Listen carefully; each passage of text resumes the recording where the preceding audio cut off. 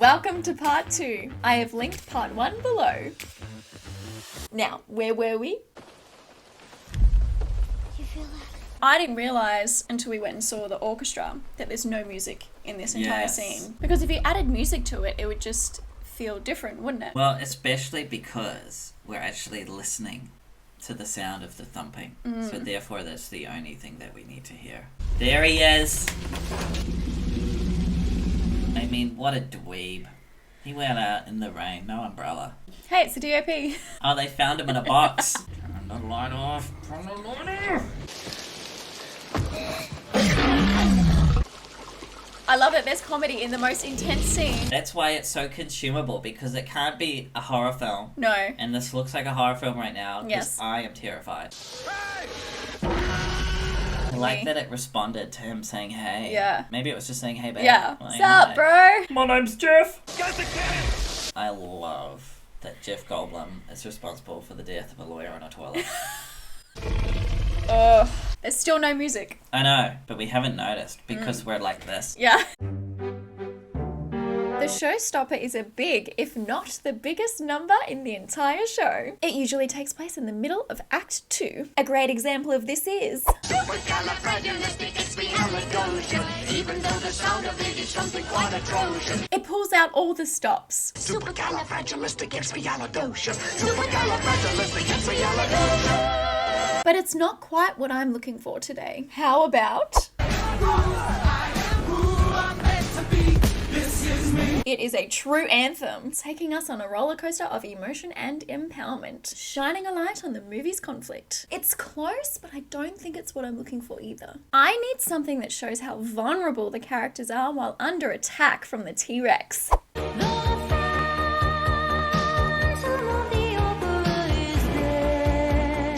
This Showstopper is haunting as the Phantom lures Christine into his lair. In my mash, Alan Grant is the steady and assured voice like the Phantom, and the others are overwhelmed by the danger, innocent like Christine.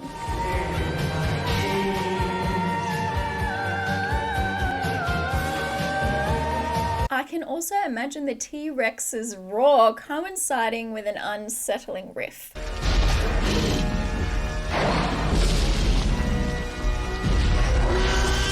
This is the Showstopper, and it is called...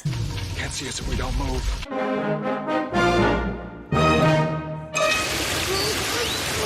You hear that sound effect they do there? I never got that. It's so comical. It's like, because John Williams still hasn't had anything to do for half an hour, he's like, I'm just going to put the sound effect in and see if they notice.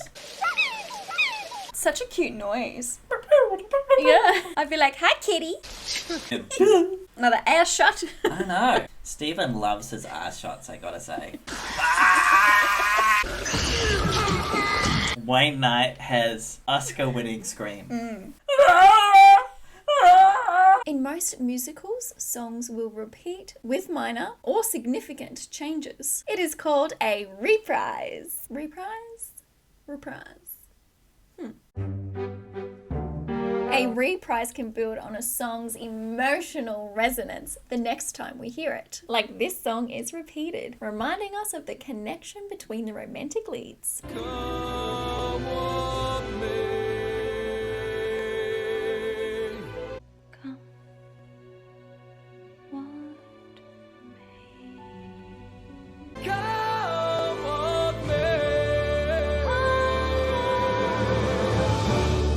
It's so beautiful. It makes me cry every time. Alternatively, a reprise can provide dramatic irony the next time we hear it. Like this reprise that changes the lyrics to provide a different meaning for the song. Rapunzel knows best. Rapunzel's so mature now. Such a clever grown-up miss. So, I think it's time I threw in a reprise. Come, my minions, rise for your master.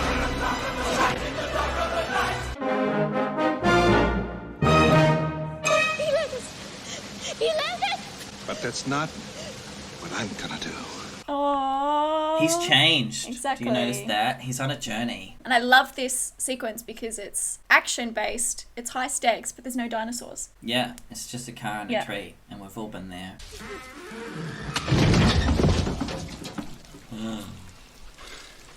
Oh no.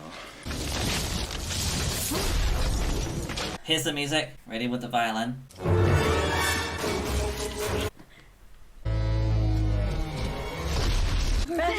In the car again. At least we're out of the tree. Next is a declaration song. Building a relationship between two or more characters in a musical can come in many forms, including integrating a declaration song with other types of songs I've already mentioned. If it is a romantic relationship, a duet can come in handy. Take this sinking boat. I think they meant it when they said you can't buy love. Even if it's one of those songs where the characters sing about how they don't love each other, even though they do, they just don't know it yet. Don't laugh at my jokes too much. If there's one thing I can do without, I can do without. You're not. You're a fake. You're a bonehead. Troublemaker. Other times you can have one character sing to another about how they feel. Well, if I were a bell, I'd go ding dong, ding dong, ding. If it's not romantic, you can still develop relationships in a duet or solo where one character declares something to another. Would you climb a hill? Anything, Wear a daffodil? anything. This is what I want to do for the scene where Alan Grant decides he wants to look after the kids. The lyrics will demonstrate that he does not realize how much he cares for the kids as yet. The closest vibe I can think of is this declaration song. Others can desert you, not to worry, whistle, I'll be there. It's sincere, but also speaks to the severity of the situation. So Alan Grant's declaration song is called But that's not what I'm gonna do. Mutated the dinosaur genetic code and blended it with that of frogs. I love how he smells the egg. Like, why? Malcolm was right. Little Tiny Baby Feet. Life found a way. Time for another reprise. If you'd have been there, if you'd have seen it, I bet you would have done the same. Sex squish. Yes, sir. Ahead of you is a metal staircase. Another scene without dinosaurs, but this is probably the most intense 30 seconds ever. Now he likes kids. Stresses me out though. Because you want her to succeed, but you're also like, no, just wait 2 more minutes. Oh, God. Push to close. Okay. Push it. It's also the fact that we don't know that there's multiple things for her to do, so we think every single one is going to be the one that turns on the fence. Until the camera goes down and it shows you the electric Yes. fence thing, and then we know, And oh then my we God, know. we have no time here. And she's so fast with turning it on because she's so good at pushing buttons. See there? Yes, and then Zoom. we're like, oh shit. Perimeter fence. You crazy? I'm not gonna drown. Can't do it. Let's go! I'll count to 3. Oh my God. Coming up. I'm coming up to get you.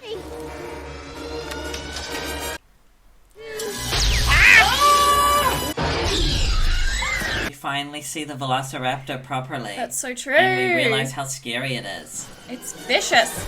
Ugh.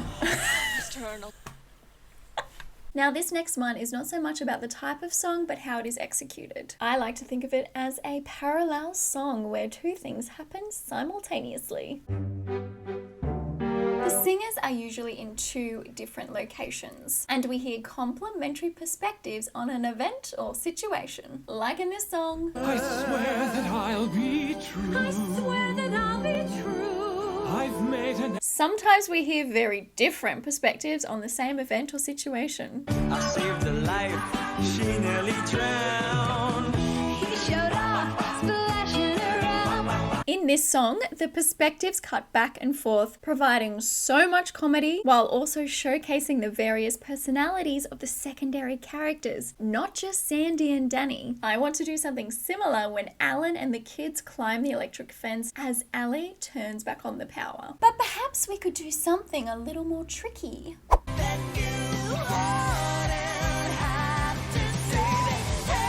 In this scene, Sherry and Drew sing two songs that merge, dramatizing a turning point in their relationship. What if I had two different melodies for the parallel song in Jurassic Park? It could build a sense of urgency as Ellie gets closer and closer to electrifying Tim. This song is called Mr. Hammond, I think we're back in business.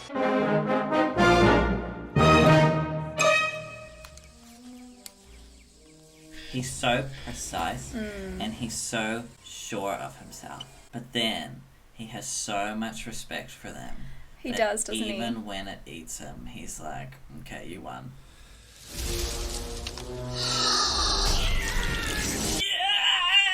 I think he's got a great scream as well, especially given that it was literally eating his face. A soliloquy is when a solo singer confesses their deepest thoughts aloud, regardless if anybody is listening. It permits them to be honest without worrying about what others think or feel. Don't tell me not to fly. I simply got to. If someone takes a spill, it's me and not you. I had to let it happen. I had to change. I want to have fun with this one and hear from a character we've not had sing yet, this guy.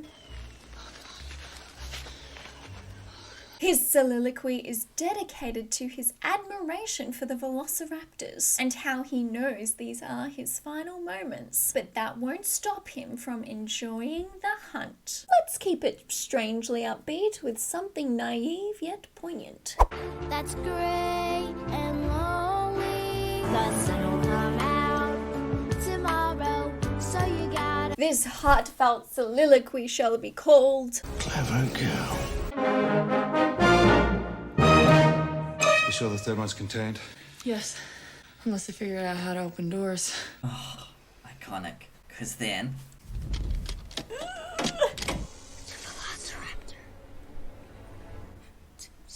Yeah, there's quite a bit of music here, eh? But it's just sort of like undertone. It's not like a big set piece as yet. Oh dear God.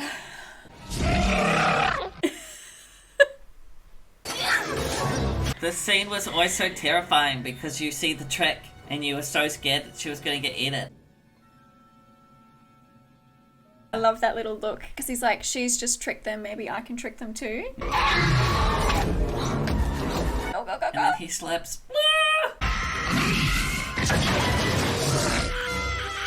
The energy she brings to I that know. shot. Now and again, there is a dance number. It is up to the choreography to reveal character and move the story forward.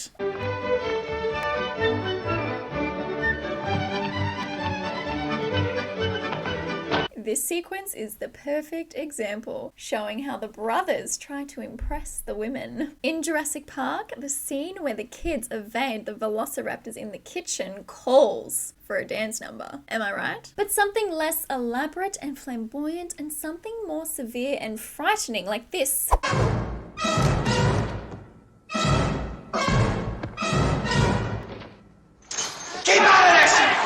It's impressive how the actors make the fighting look and not look like a dance routine. That's what I want for my MASH.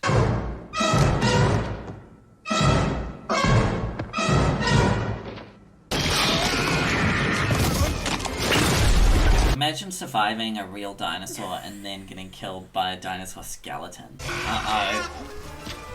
Boss fight. They're screwed. They're just so bewildered. Like, okay. After careful consideration, I've decided not to endorse your park. So have I. Finally. I'm gonna toss you, shebang! Oh, into a skeleton of its own kind.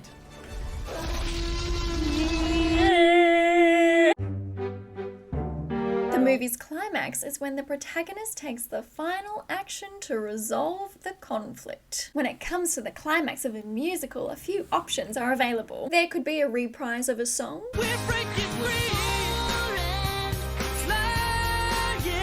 Or a reprise of multiple songs, one after the other, or merged.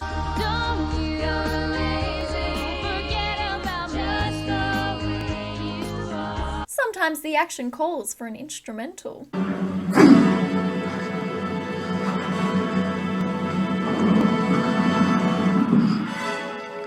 Or sometimes an entirely new song is introduced. If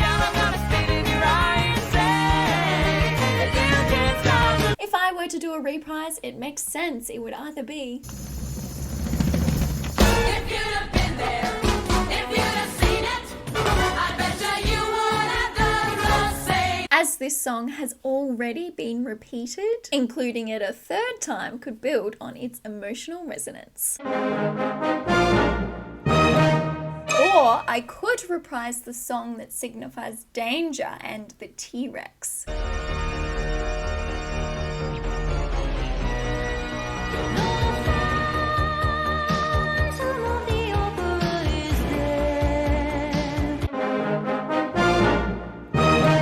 Either way, the reprise must have an instrumental section to allow the action to speak for itself, just like in this classic. Here's the soul, it's gonna change, you know. This climax gives us singing, and yes, you guessed it, dancing.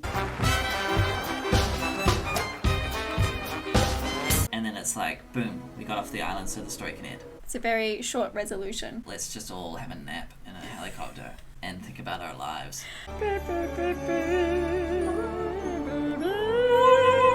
We get a sunset, you know. Again, no DOP. They didn't need you that day either. Sometimes the climax song is the same as the finale.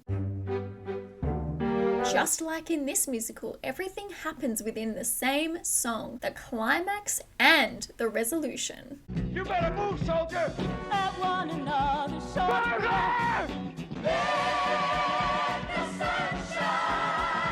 But because this is my mash, I'm going to give us another song. So the finale, if not giving us the climax, it has another purpose. To resolve the story by tying up loose ends and dealing with any unanswered questions. I see you see me, imperfect, perfectly. We're gonna break this down. So the finale in Jurassic Park is by our protagonist, Alan Grant, who is thankful to be alive and thankful that Allie and the kids are safe. I'd like to have some raw emotion and soul in it, so something along the lines of this. when we first met, I never thought that I would fall. It's bittersweet, but hints at a joyous life beyond where the movie ends. Don't wanna start another fire. Don't give my heart away. Until the next MASH, bye!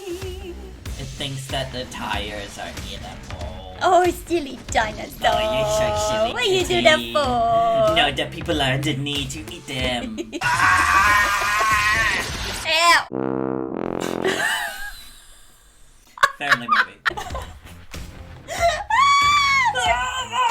Just watch this movie that I'm putting over Adam's head right now because his face is not important, but mine is.